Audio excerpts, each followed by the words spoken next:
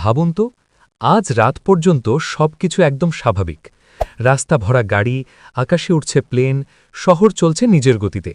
আপনি হয়তো মোবাইলে ভিডিও দেখছেন, কেউ অফিস থেকে ফিরছেন, কেউ ঘুমানোর প্রস্তুতি নিচ্ছেন। কিন্তু পরের দিন সকালে ঘুম থেকে উঠে আপনি দেখলেন পৃথিবীর কোথাও এক ফোঁটা জ্বালানি তেলও নেই। না পেট্রোল, না ডিজেল, না কেরোসিন, কিছুই না। প্রথমে আপনি ভাববেন এটা হয়তো কোনো গুজব, কিন্তু কয়েক মিনিটের মধ্যেই বুঝতে পারবেন এটা সত্যি, এবং এটা ইতিহাসের সবচেয়ে বড় বিপর্যয় হতে যাচ্ছে। চলুন ধাপে ধাপে দেখি প্রথম ২৪ ঘন্টায় আসলে কি ঘটবে। প্রথম ১০ মিনিটেই আপনি অস্বাভাবিক কিছু টের পাবেন।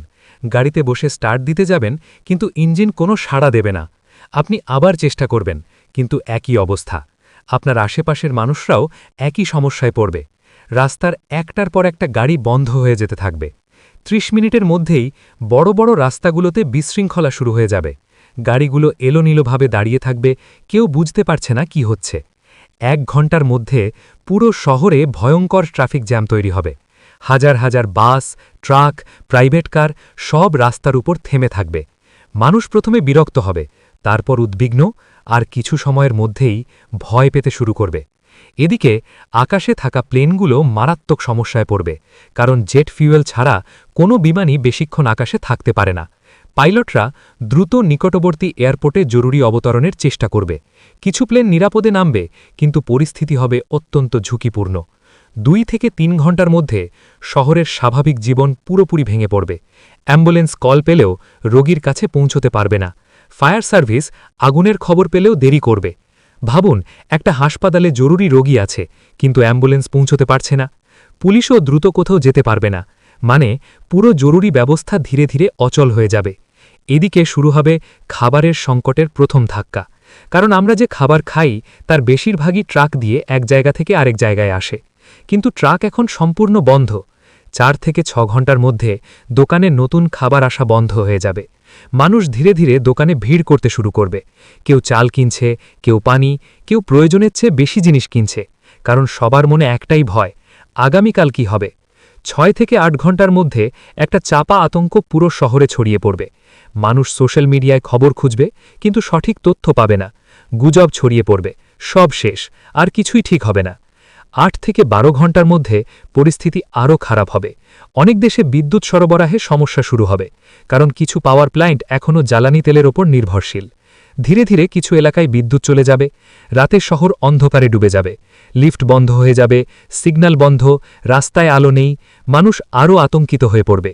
ইন্টারনেট স্লো হয়ে যাবে, মোবাইল নেটওয়ার্ক দুর্বল হয়ে পড়বে। আপনি কারো সাথে যোগাযোগ করতে চাইলে সেটাও কঠিন হয়ে যাবে। ১২ থেকে ১৬ ঘণ্টার মধ্যে মানুষের আচরণ বদলাতে শুরু করবে। কিছু জায়গায় ঝগড়া, মারামারি শুরু হবে, কারণ যখন মানুষ ভয় পায় তখন সে নিজের বাঁচার কথাই আগে ভাবে। ১৬ থেকে ২০ ঘণ্টার মধ্যে পরিস্থিতি আরও নিয়ন্ত্রণের বাইরে চলে যাবে।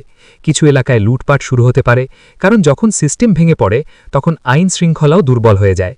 পুলিশ কম, গাড়ি নেই, তারা দ্রুত কোথাও পৌঁছতে পারছে না। এদিকে বড় বড় কোম্পানির কাজ বন্ধ হয়ে যাবে, কারণ পরিবহন নেই, কাঁচামাল আসছে না, কর্মীরা অফিসে যেতে পারছে না।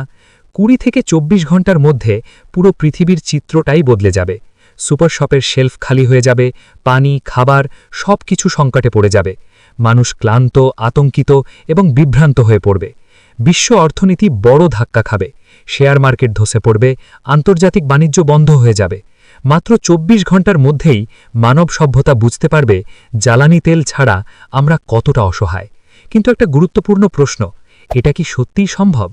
বাস্তবে হঠাৎ একদিনে পৃথিবীর সব তেল শেষ হয়ে যাওয়া প্রায় অসম্ভব, কারণ এখনও পৃথিবীতে প্রচুর তেলের রিজার্ভ আছে।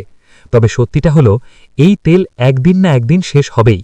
আর সেই কারণেই আজ বিশ্ব ধীরে ধীরে বিকল্প শক্তির দিকে যাচ্ছে। ইলেকট্রিক গাড়ি, সোলার এনার্জি, উইন্ড পাওয়ার, কারণ ভবিষ্যতের পৃথিবীকে টিকে থাকতে হলে তেল ছাড়া চলতে শিখতেই হবে। তাহলে ভাবুন, আমরা প্রতিদিন যে জ্বালানি ব্যবহার করি তার ওপরই দাঁড়িয়ে আছে পুরো পৃথিবীর সভ্যতা। ভিডিওটি যদি আপনার ভালো লাগে লাইক দিন, আর এমন আরও চমকপ্রদ তথ্য জানতে চ্যানেলটি সাবস্ক্রাইব করতে ভুলবেন না।